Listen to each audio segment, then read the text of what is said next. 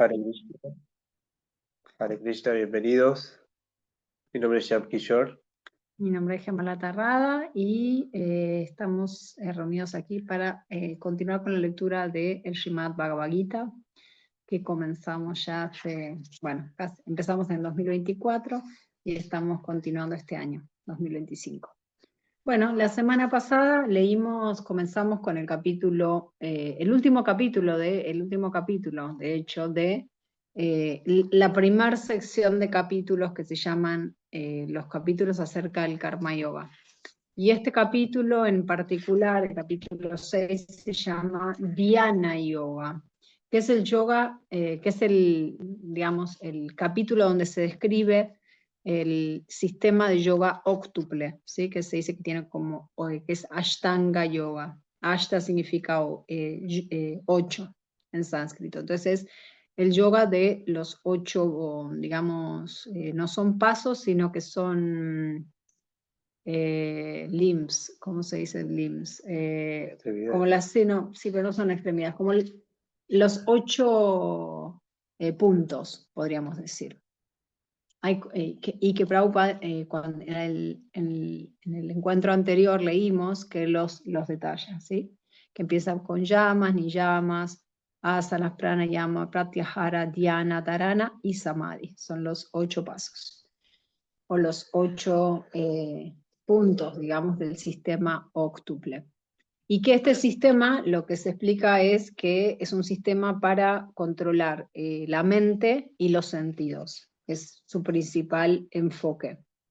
Y en este capítulo, Krishna se va a enfocar principalmente en hablar de este sistema óctuple, mas sin embargo, él, de alguna manera vamos a poder leer entre la conversación de Arjuna y Krishna, que este es un sistema complejo para la era de Kali Yuga. Difícil de ejecutar, y vamos a leer hoy específicamente muchos detalles de cómo es esta práctica, y vamos a poder ver por qué es complejo para esta era de Kali poder practicarlo, digamos, fehacientemente o bien específicamente. Bien hecho.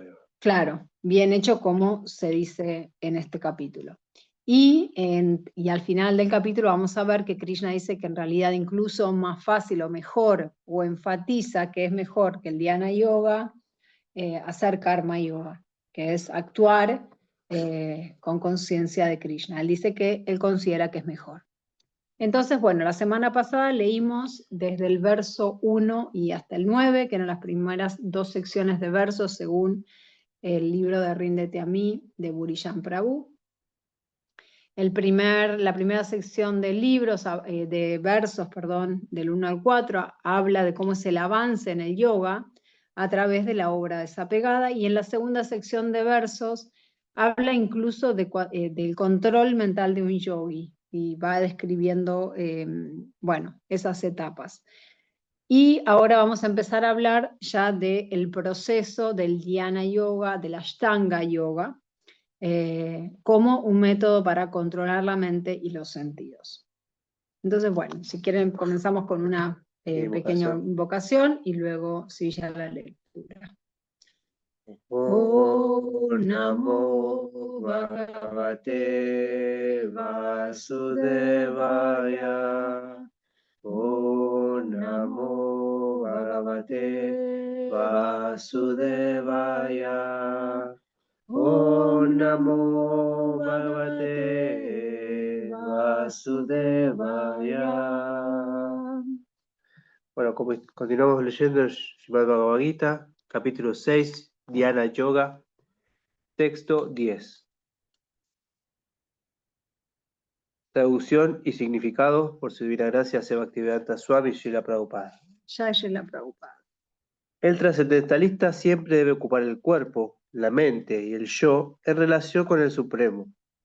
Él debe vivir a solas en un lugar apartado y siempre debe controlar la mente con cautela. Él debe estar libre de deseos y de sentimientos de posesión. Significado. A Krishna se lo comprende en diferentes grados como Brahman, Paramatma y la Suprema Personalidad de Dios. Conciencia de Krishna significa, de un modo conciso, estar dedicado siempre al amoroso servicio trascendental del Señor. Pero aquellos que están apegados al Brahman impersonal o a la superalma localizada, también están conscientes de Krishna parcialmente, porque el Brahman impersonal es el rayo espiritual de Krishna, y la superalma es la expansión parcial omnipresente de Krishna. Así pues, el impersonalista y el meditador también están conscientes de Krishna indirectamente. La persona que está consciente de Krishna directamente es el trascendentalista más elevado de todos, porque ese devoto sabe de lo que se trata el Brahman y el Paramatma.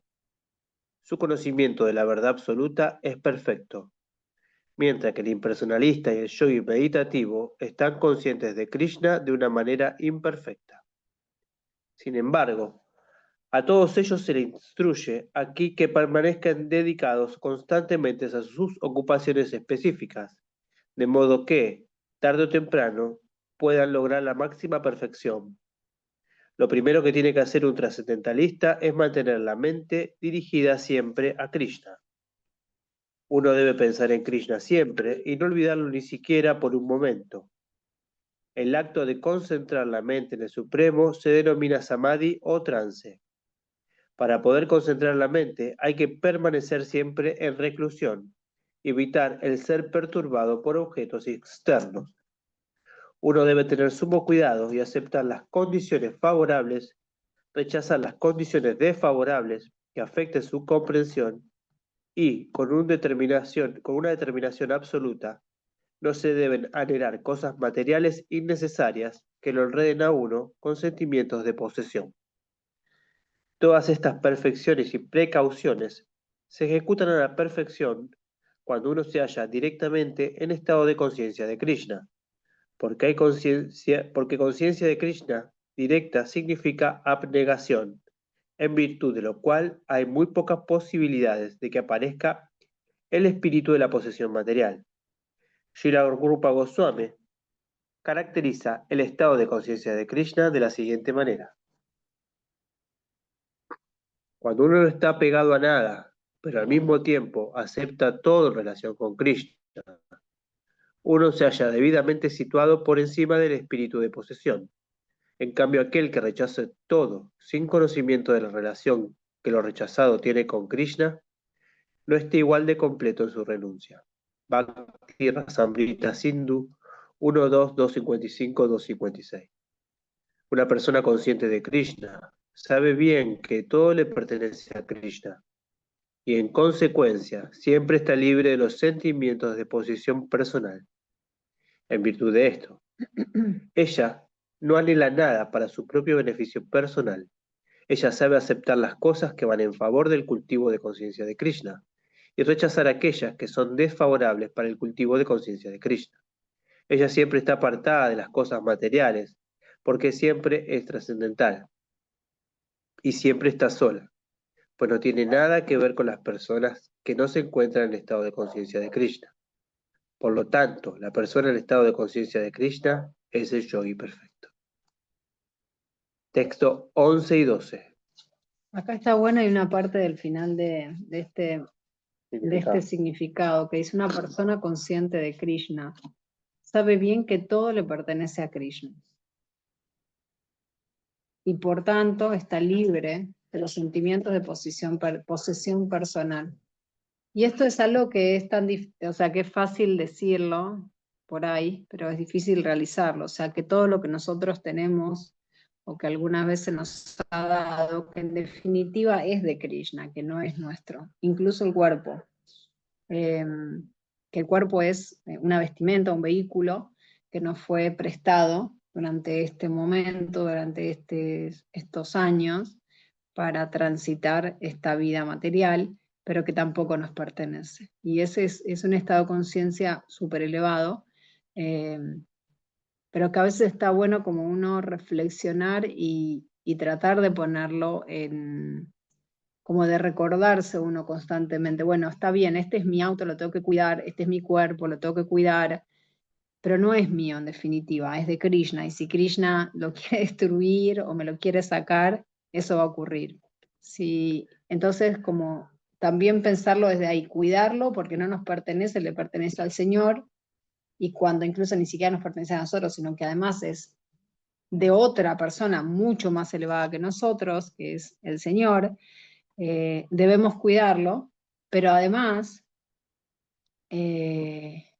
saber que no es nuestro, ¿no? Que no nos pertenece en definitiva, que estamos haciendo uso temporalmente. Esa es la posición Hammameti, la que decís vos.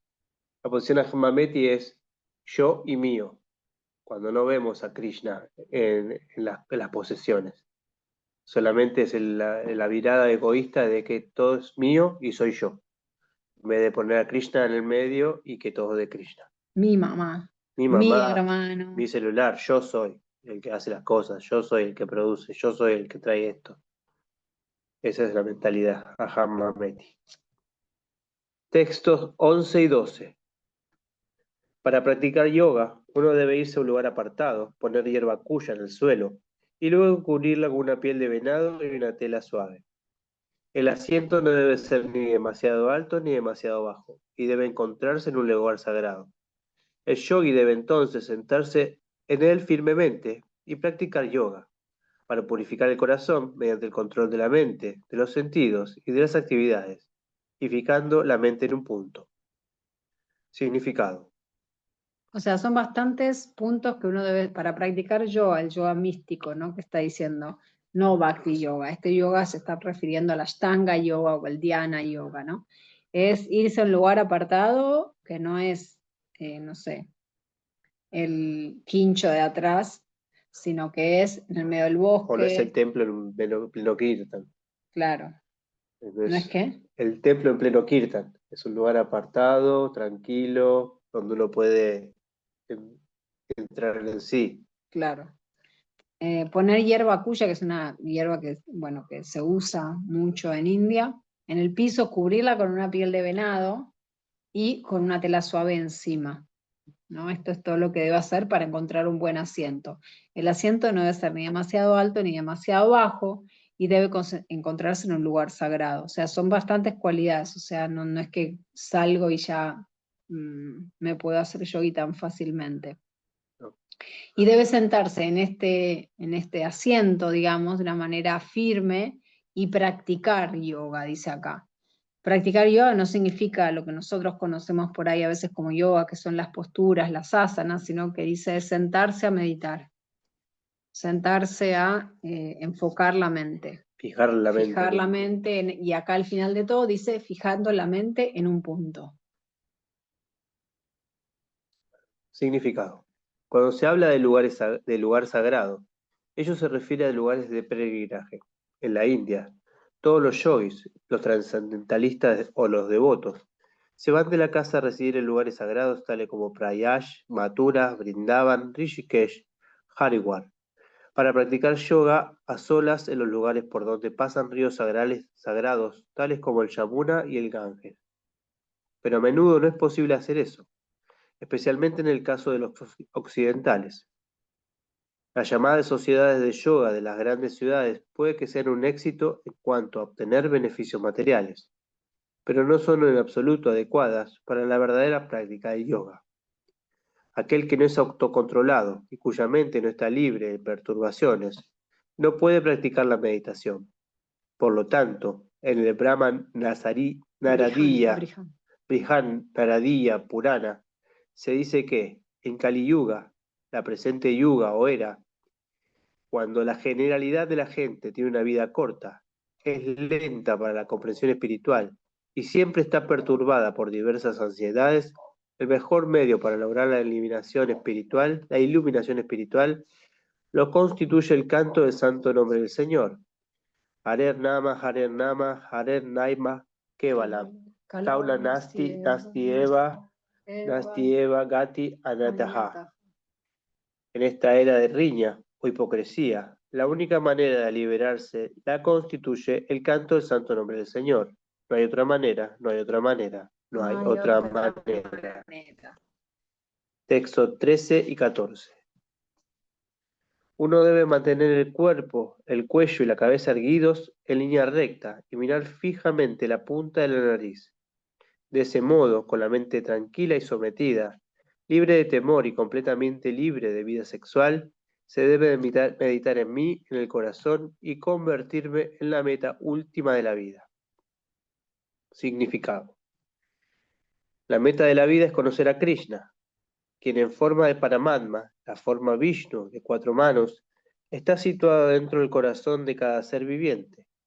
El proceso de yoga se practica con el fin de descubrir y ver esa forma localizada de Vishnu, y no con algún otro propósito.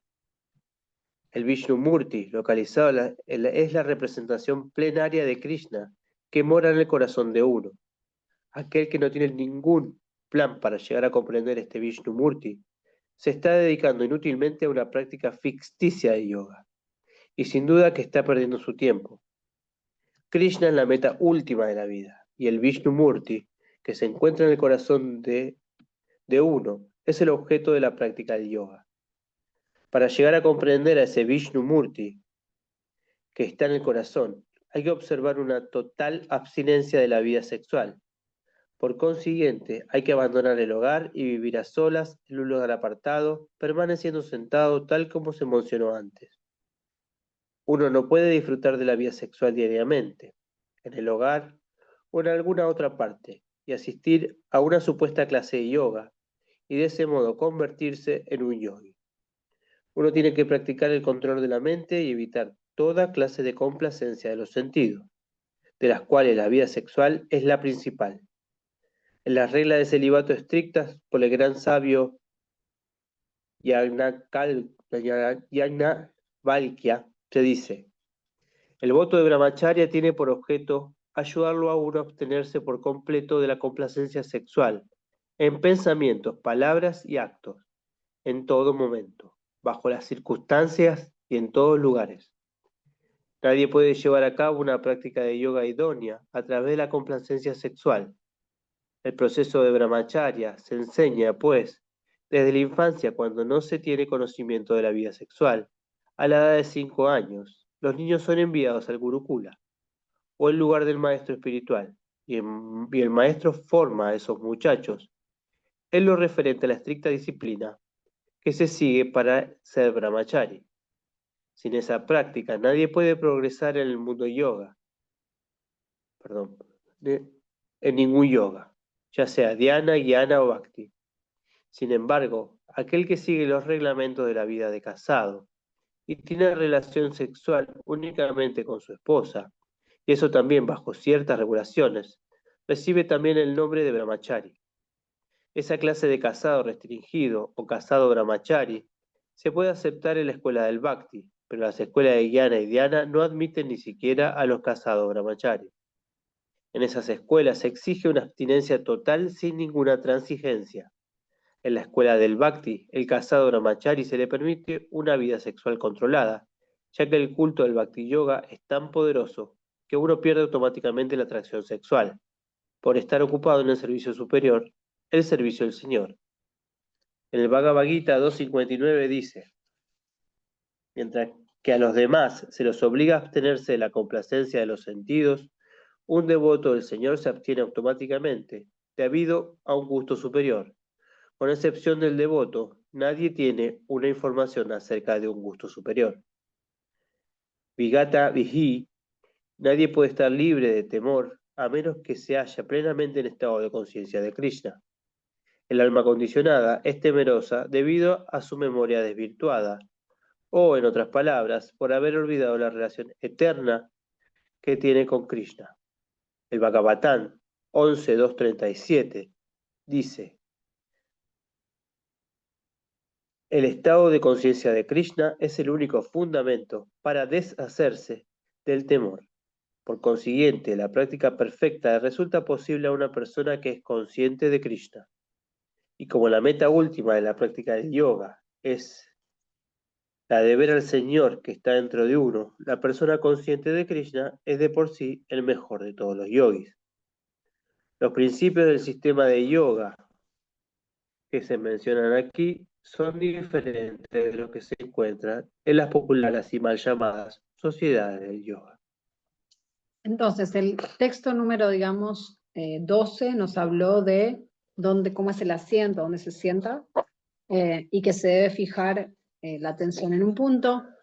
En estos versos 13 y 14 nos dice cómo es que se debe mantener el cuerpo erguido, o sea, la postura que debe tener un yogi, sentado en una hierba cuya, con la piel de venado, y ahora está hablando la postura del cuerpo de uno, y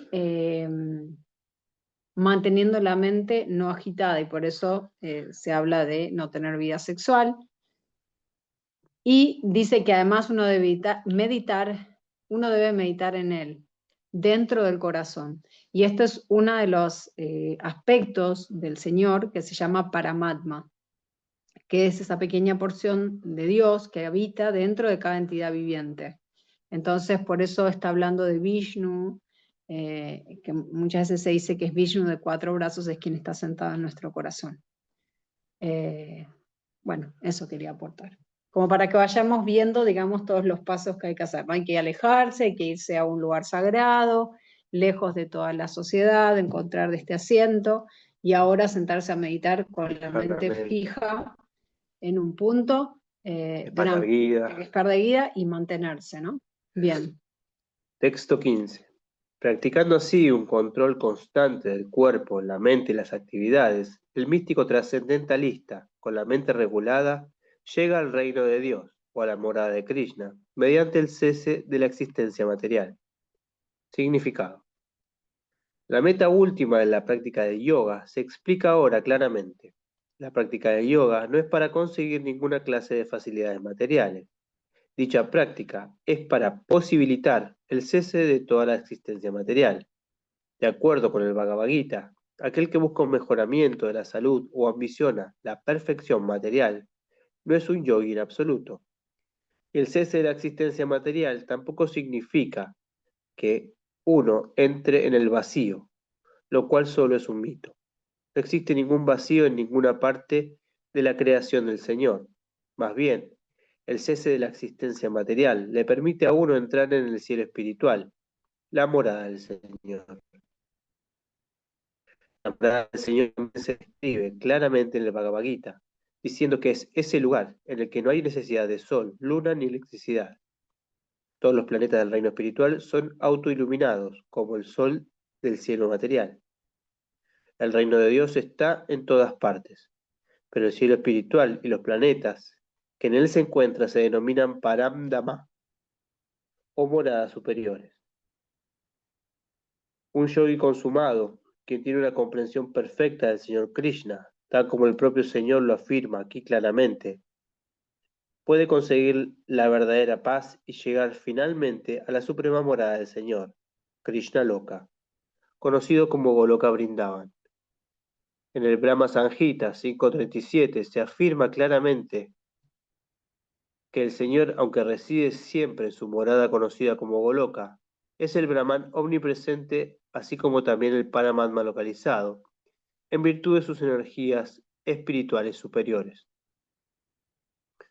Nadie puede llegar al cielo espiritual o Vaikunta, o entrar en la eterna morada del Señor, Goloka Vrindavan, sin la debida comprensión acerca de Krishna y sus expansiones plenarias. Vishnu. Por lo tanto, una persona que trabaja en conciencia de Krishna es el yogi perfecto porque siempre tiene la mente absorta en las actividades de Krishna.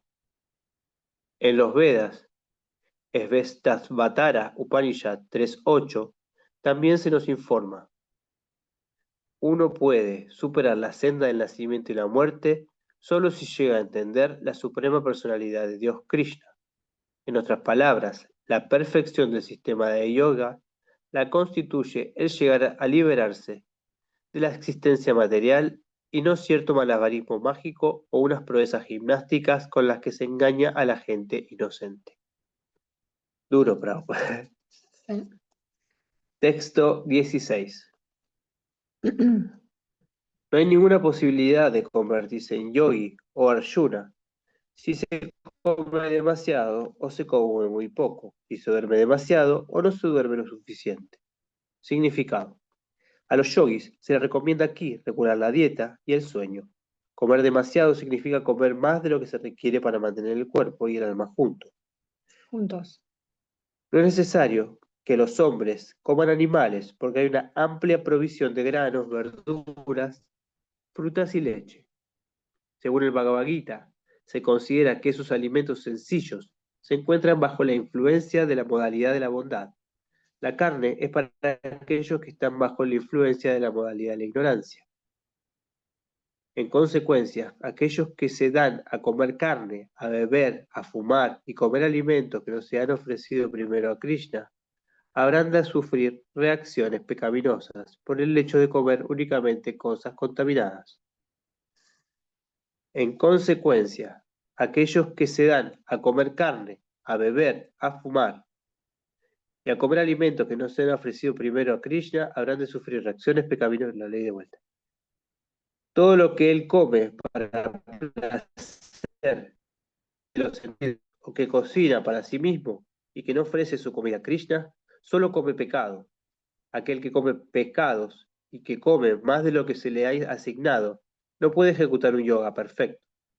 Lo mejor es comer únicamente los remanentes de la comida que se le ofrece a Krishna. Una persona en estado de conciencia de Krishna no come nada que no se le haya ofrecido primero a Krishna. De modo que solo la persona consciente de Krishna puede lograr la perfección en la práctica de yoga, y aquel que artificialmente se abstiene de comer, elaborando su propio proceso de ayuno, tampoco puede practicar yoga. Las personas conscientes de Krishna observan ayunos tal como se recomienda en las escrituras. Ella no ayuda ni come más de lo necesario. Y en virtud de ello, está en capacidad de ejecutar la práctica de yoga. Aquel que come más de lo necesario va a soñar mucho mientras duerme, a raíz de lo cual tendrá que dormir más de lo necesario. No se debe dormir más de 6 horas al día. Aquel que duerme más de 6 horas de las 24 del día, sin duda, que está influido por la modalidad de la ignorancia. Una persona influida por la modalidad de la ignorancia es perezosa y propensa a dormir mucho. Esa clase de personas no pueden hacer yoga. Texto 17. Entonces, en este verso ya hemos hablado del lugar, de la postura en que se debe enfocar uno, y además ahora nos está diciendo que este yogi no debe comer demasiado, ni demasiado poco, ni debe dormir demasiado, ni demasiado poco. Pues nos va dando como más características de quién es este yogi y cuáles son, digamos, las regulaciones, por así decirlo, las características que debe tener alguien para poder lograr el éxito con el yoga místico, con el proceso de yoga místico, sí. Texto 17. Aquel que regulado en sus hábitos de comer, dormir, recrearse y trabajar, puede mitigar todos los sufrimientos materiales mediante la práctica del sistema de yoga. Significado. La extravagancia en lo que se respecta al comer, dormir, defenderse y aparearse, que son exigencias del cuerpo, puede impedir el adelanto de la práctica de yoga. En lo que se refiere al comer, ello únicamente se puede regular cuando uno se acostumbra a tomar y aceptar prayadam, comida santificada. Según el Bhagavad Gita 9.26, al Señor se le ofrecen verduras, flores, frutas, granos, leche, etc.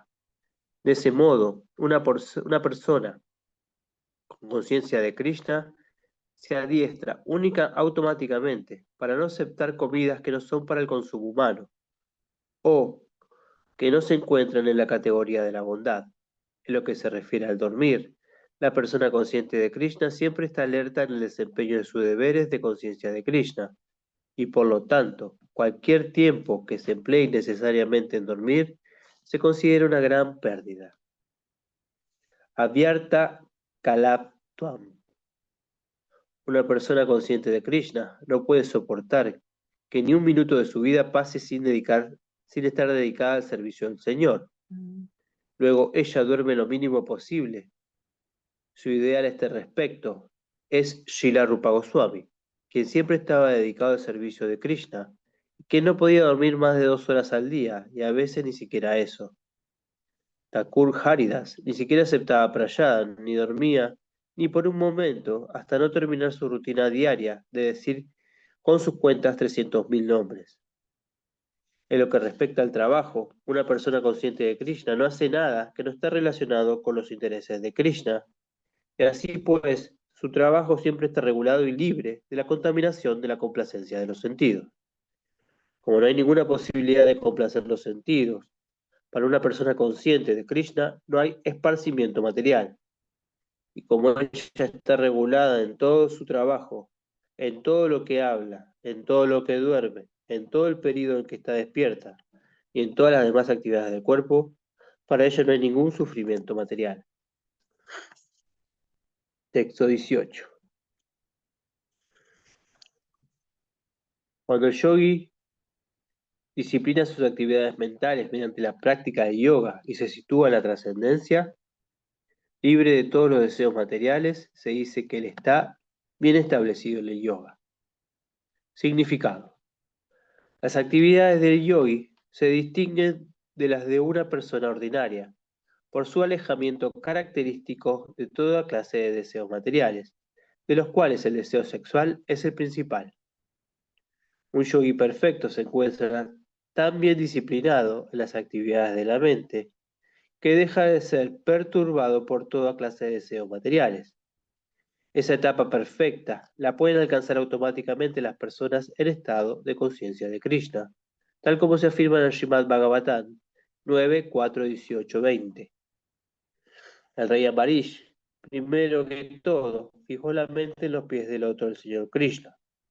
Luego, uno tras otro, ocupó sus palabras en describir las trascendentales cualidades del Señor, las manos en limpiar el piso del templo del Señor, los oídos en hablar las actividades del Señor, los ojos en ver las formas trascendentales del Señor, el cuerpo en tocar los cuerpos de los devotos, el sentido del olfato en oler las esencias de las flores de lotos ofrecidas al Señor, la lengua en saborear la hoja de tulasi ofrecida a los pies del loto del Señor, las piernas en ir a los lugares de peregrinaje al templo del Señor, la cabeza en ofrecerle reverencias al Señor, y los deseos en ejecutar la misión del Señor.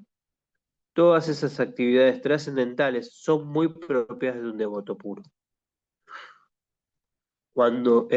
Puede que los seguidores del sendero impersonalista no puedan expresar subjetivamente esa etapa trascendental, pero en la misma se vuelve algo muy fácil y práctico para una persona con conciencia de Krishna, tal como se pone de manifiesto en la descripción anterior de las actividades de Maharaja Ambarish. A menos que la mente esté fija en los pies del loto del Señor, mediante el recuerdo constante, esa clase de ocupaciones trascendentales no son prácticas. Por consiguiente, en el servicio devocional del Señor, esas actividades prescritas se denominan archana, o el proceso de ocupar los sentidos en el servicio del Señor. Los sentidos y la mente requieren de ocupaciones. La simple abnegación no es práctica. De modo que, para la generalidad de la gente, especialmente para aquellos que no están en la orden de vida de renuncia, la ocupación trascendental de los sentidos y la mente, tal como se escribió antes, es el proceso perfecto para el logro trascendental, que en el Bhagavad Gita recibe el nombre de yukta. Este verso es interesante. Cuando el yogi disciplina sus actividades mentales, wow, ¿cómo disciplinamos las actividades mentales? O sea, realmente es un proceso complejo de hacer dhyana yoga o la Ashtanga yoga, porque la mente es, como le dicen, ¿no? La loca de la casa que se hago el mono, que salta de un árbol a otro, un tema a otro, tuk, tuk, tuk, tuk, tuk, y no para nunca. A los zapatazos. Yo digo, cuando el yogi disciplina sus actividades mentales, digo, wow, la actividad mental, ¿eso será posible? Es como que... Y ahí lo dice el 259, que tiene un gusto superior. En realidad...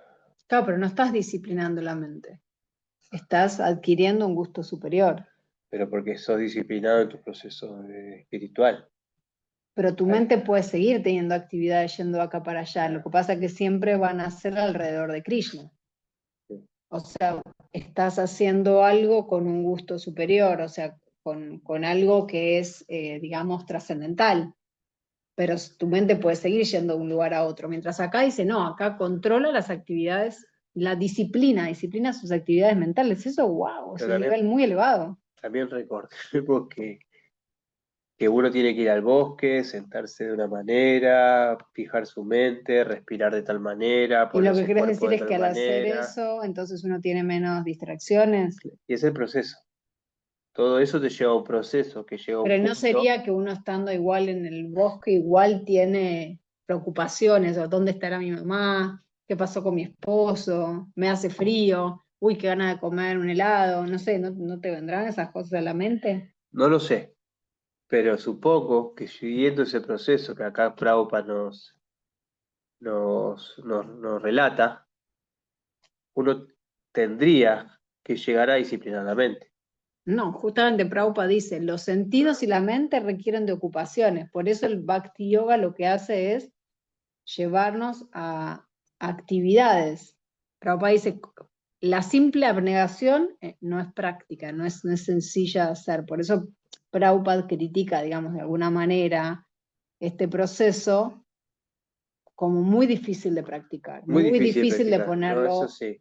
muy difícil de llevarlo a la Muy práctica. pocas personas tienen esa clase de entrega a dejarlo todo, a situarse en un lugar. Exacto. Muy pocas personas, muy especiales. Como decís vos, de ir a un bosque Ir a un solo. bosque, sí. Pero si él practica esa situación y es una persona que está en esa situación, si está, Podría llegar, podría llegar, pero no cualquiera, tiene que ser una claro. persona extraordinaria.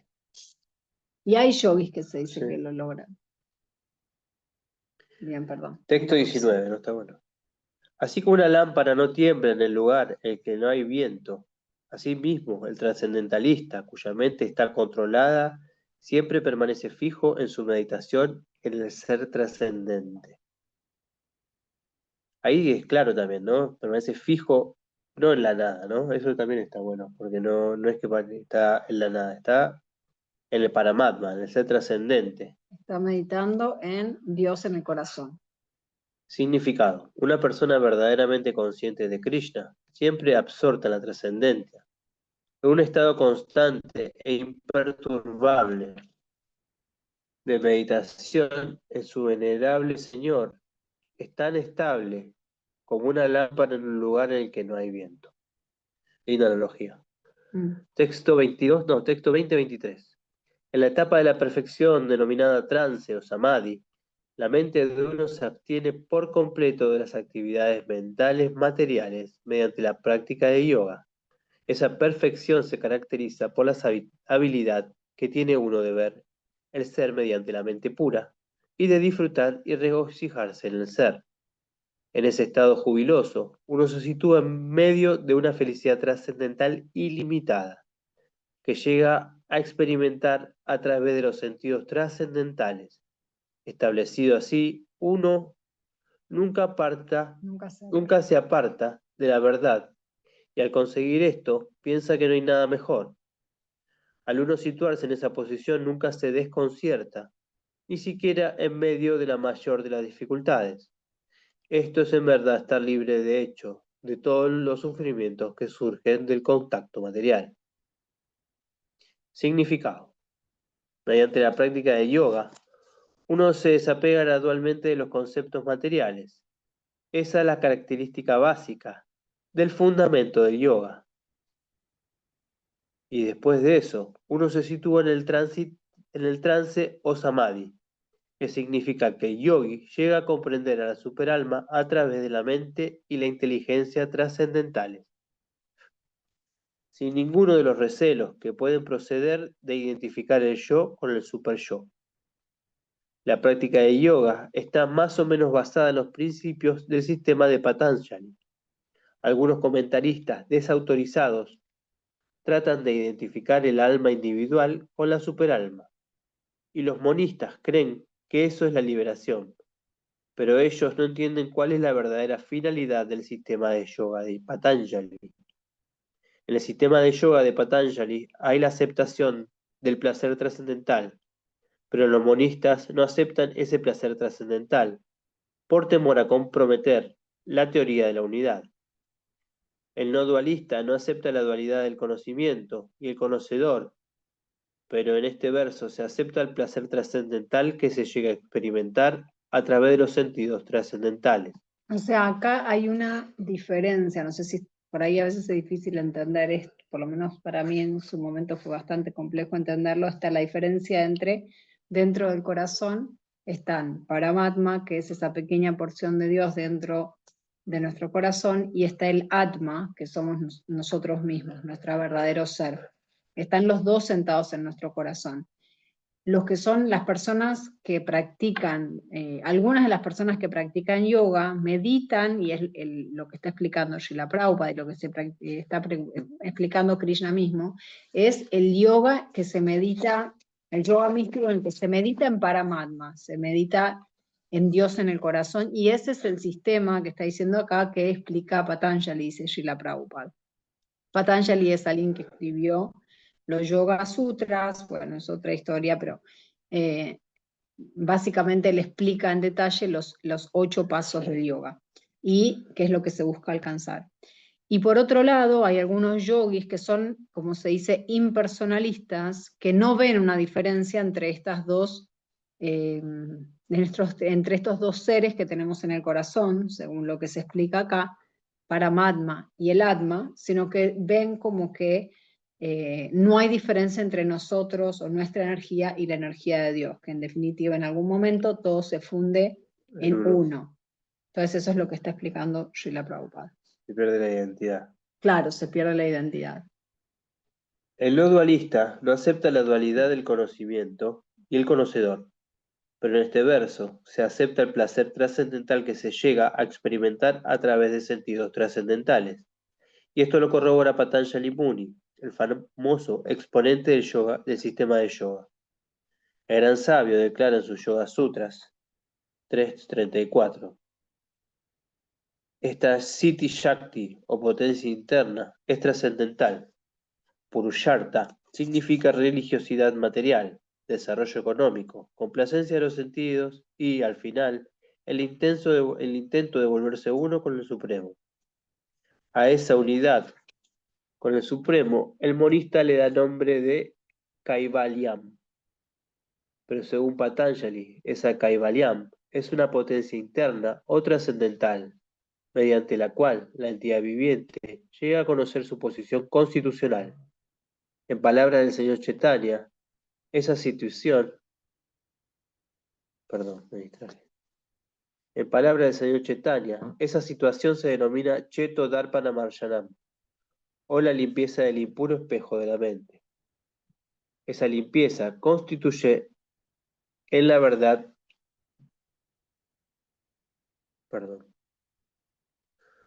vamos de vuelta, disculpen.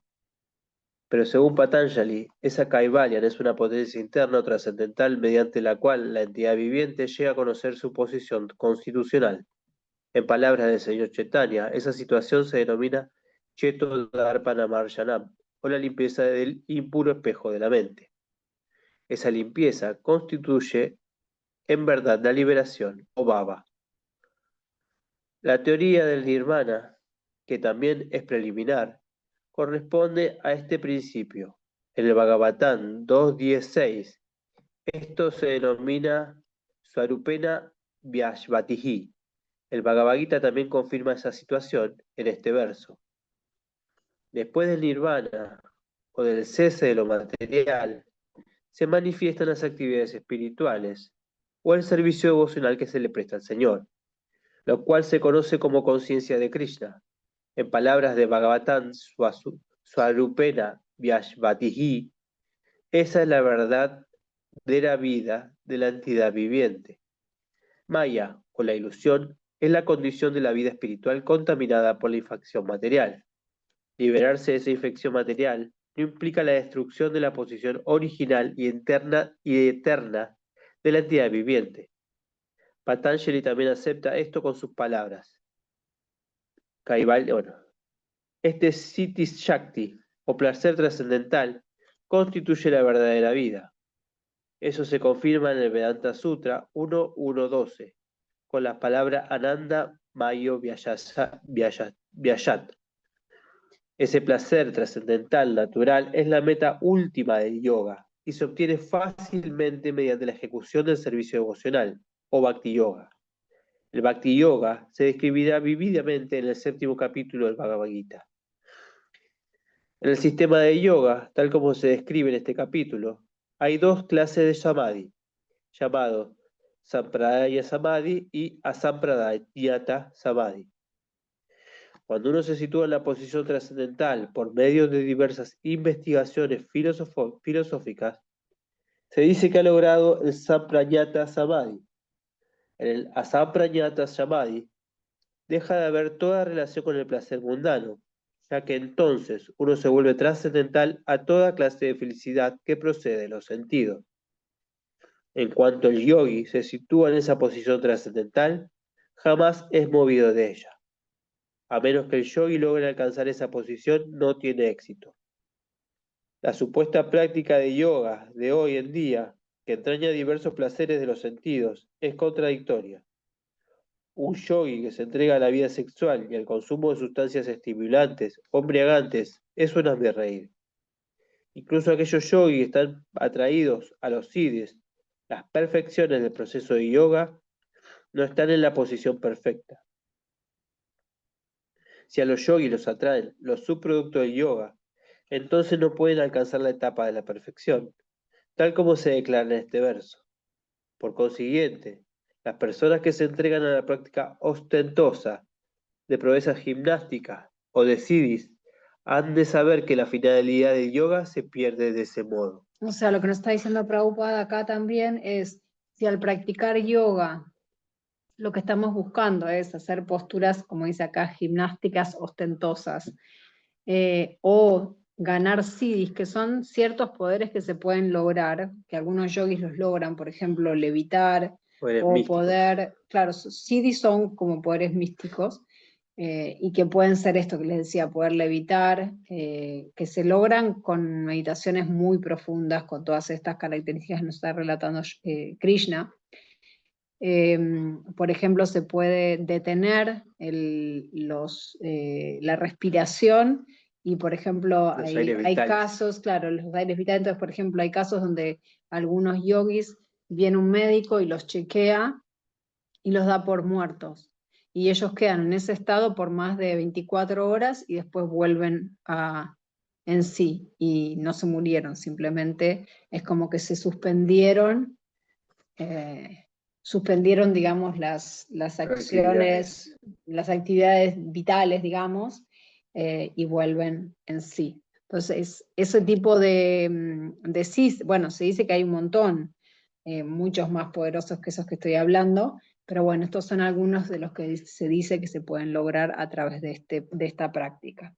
Pero que si nos enfocamos, ya sea en los siddhis, o en las posturas y en que me salga, no sé, que me pueda poner el pie por detrás de la cabeza, ya nos estamos enfocando entonces en algo material.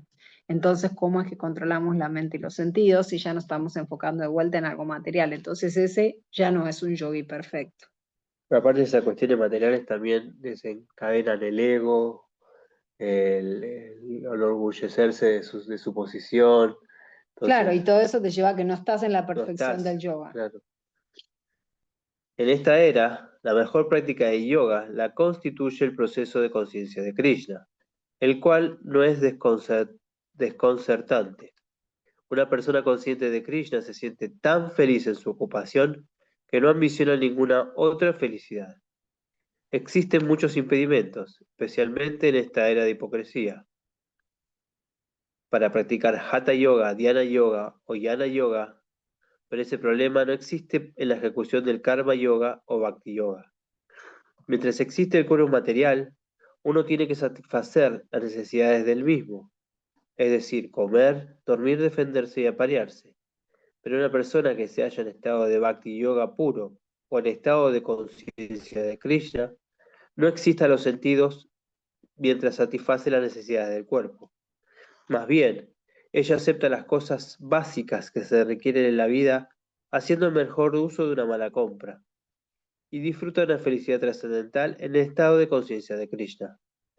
A ella la tienen sin cuidados de los sucesos imprevistos, tales como los accidentes, las enfermedades, la escasez e incluso la muerte de un pariente muy querido, pero siempre en la alerta en lo referente a ejecutar sus deberes de conciencia de Krishna, o el Bhakti Yoga. Los accidentes nunca lo apartan de su deber, como se afirma en el Bhagavad Gita 2.14. Ella soporta todos esos sucesos imprevistos, porque sabe que ellos van y vienen y no le afectan sus deberes. De ese modo, ella logra la máxima perfección en la práctica de yoga. Siempre está hablando acá de un yogi ya elevado, ¿no? Ya realizado, porque nosotros, por lo menos hablo por mí, uno todavía está en esta posición, ¿no? De que de un accidente de un pariente muy querido, la muerte de un pariente muy querido, o enfermedades lo afectan, ¿no? Pero está hablando de una persona que ya está en un estado de trascendencia más elevada. Texto Sí, 24. ahí en realidad creo que hasta acá llegamos. Estaría bueno Bueno, abrirlo para comentarios. bueno. Sí. ¿Está Maxi solo o hay más gente? No, son varios. A ver. Bueno, si alguien quiere hacer algún comentario o algo que les haya llamado la atención. Hola Doris, qué lindo verte de vuelta, retomar la lectura. Rocío, Ro, que estás ahí. Maxi, no sé si algo te resonó, algo que no entendiste, algo que quieras ¿alguna explorar, reflexión? alguna reflexión. Está bueno, es un buen Sí, momento como para... sí, bueno, hay un montón de cosas que me llamaron la atención. Em, bueno, lo que más me llamó la atención es el ejemplo de Haridas Thakur, que no comía ni dormía hasta que no repetía 300.000 nombres al día. Eso me parece una barbaridad, no sé cómo lo hacía. Eh, no sé, a mí me cuesta muchísimo cubrir la cuota mínima establecida, así que no sé cómo hacía este señor. Para no perderse, además, bueno, eso como una nota al margen. Em, y después lo que de la conclusión de todo esto que saco es que nuevamente el mejor yoga para esta era es el proceso de conciencia de Krishna, porque este Ashtanga Yoga de irse a lugares de peregrinaje, en Argentina no sé dónde hay un lugar de peregrinaje, ni ir a vivir a un bosque, que a dónde. Y luego la piel de venado, o sea, tenemos que cazar un venado, lo veo muy complicado desde todo punto de vista, ¿no? Em, entonces, bueno, todo le pertenece a Krishna y eso nos libera de los sentimientos de posición personal y nos pone en un plano trascendental. Me parece que va por ahí, ¿no? La persona en conciencia de Krishna es el yogi perfecto. Tengo más cosas, Correcto. pero bueno, no quiero ocupar más espacio tampoco. Muy bueno eso que decís, porque sí, en realidad creo que de alguna manera vamos a ir viendo cómo se va desenvolviendo el capítulo y Arjuna va a terminar diciendo lo mismo. Este yoga es como muy complejo, muy difícil de poner En en práctica. práctica hoy en día. Y eso que, digamos, Arjuna vivía en la India, donde tenía lugares de peregrinaje Tenía cerca. bosques, tenía hierbas cuyas. Imagínate No, nosotros acá, mucho más complejo, y en estas épocas donde tenemos tantos estímulos, tantas atracciones, tantas necesidades, ¿no? Como que es muy, muy difícil, definitivo. Y ya Arjuna lo va a ir diciendo y Prabhupada también ya lo está diciendo, ¿no? En sus comentarios. ustedes piensen que nosotros, Argentina es el lugar más alejado de la tierra del Santo Damme. Ya de por De sí, la India. de la India, estamos en una situación físicamente de posición geográfica muy complicado. Entonces, como dice Maxi, lo mejor es aferrarse al santo nombre, cantar el santo nombre, escuchar sobre Krishna, hacer sadhusanga, servicio devocional. Es lo que tenemos nosotros. Por eso Señor Chaitanya tan preciso vino en ese momento a la tierra, ¿no? Para darnos este regalo, este tesoro de poder hacer Bhakti Yoga, de poder cantar el santo nombre, de poder, gracias a Srila Prabhupada, conocer la palabra de Krishna. Somos muy bendecidos, porque realmente donde estamos situados geográficamente es tan difícil que hubiese llegado y sin embargo, gracias a Srila Prabhupada, hoy tenemos este tesoro. Lo que me parece muy interesante de ahí te doy la palabra un segundo, Doris, nomás hago un aporte. Algo me parece interesante de que exista este capítulo dentro del Bhagavad Gita, me parece para hoy en día en nosotros, es entender que lo que nosotros practicamos, digo, yo soy profesora de yoga, no es yoga, son asanas, son ejercicios, pero no es este yoga, el Ashtanga yoga, el Dhyana yoga que está hablando acá.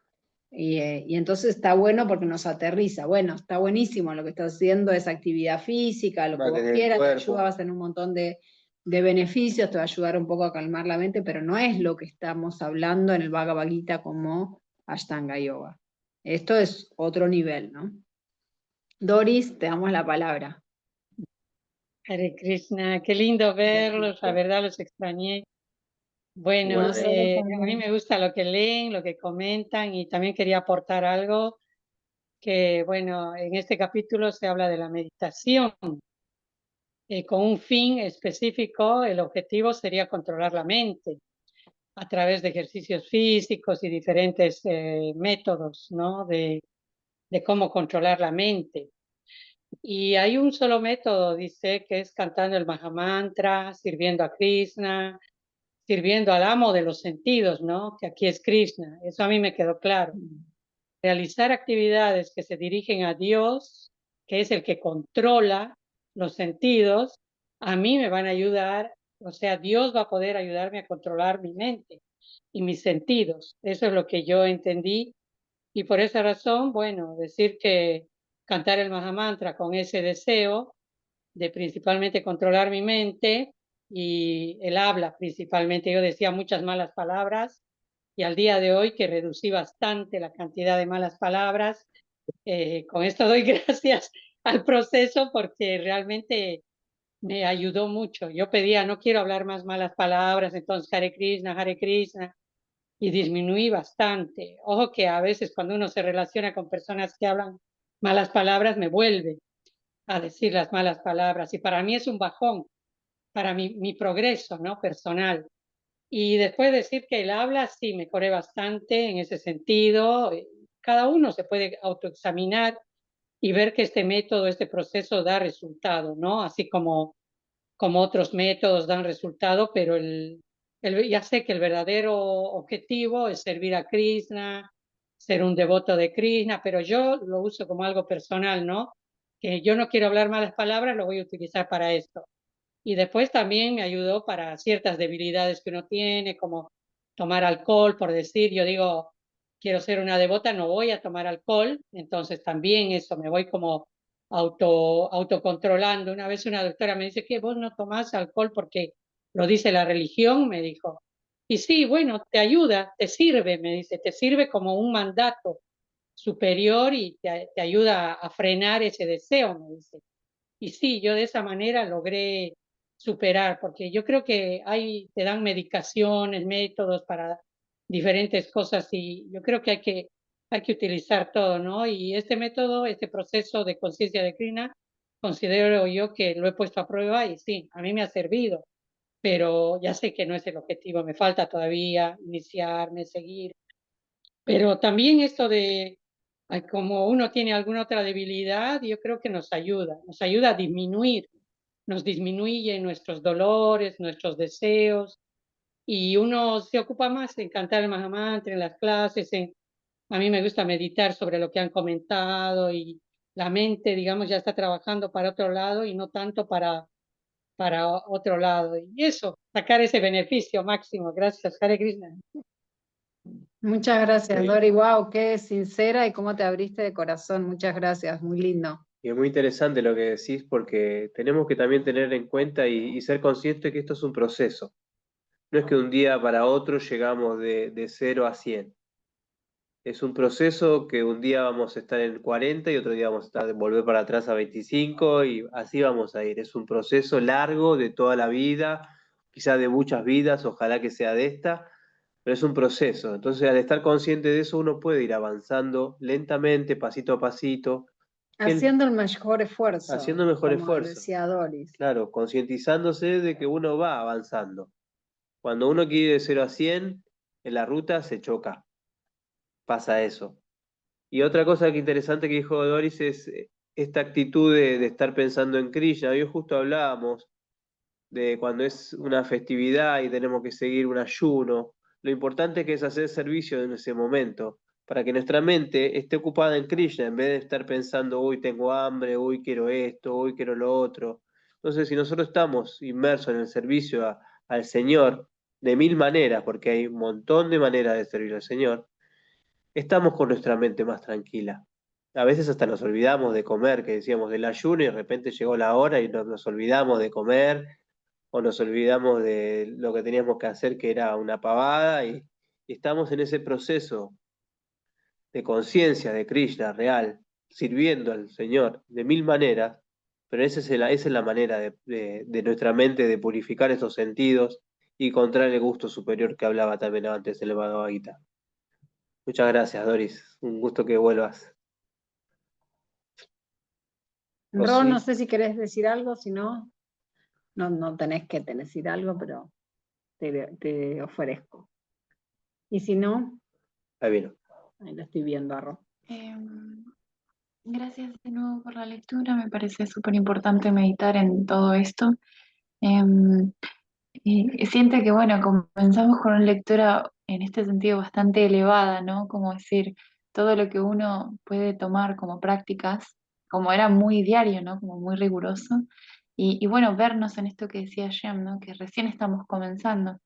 Eh, o como que también el camino hacia eso es pasos, ¿no? Como verlo como ir tomando toda la información, pero entender dónde estamos nosotros parados, que creo que es una reflexión muy importante para no sentirnos como que es un montón, tal vez, el trabajo en nuestra vida espiritual. Y bueno, nada, sí, me gusta mucho la lectura y me deja meditando un montón, así que eso, quería agradecerlos, me llevo como ese proceso. Gracias. Muchas gracias a vos por Ron. estar. Bueno, entonces muchas gracias a todos. Nos vemos, Dios Nos vemos mediante. en una semana, Sí. a la misma hora por el mismo canal. Muchas gracias por acompañarnos. Sin ustedes esto no sería posible. Así que bueno, muchas gracias. Muchas gracias a todos. Que tengan buena semana. Hare Krishna. Hare Krishna.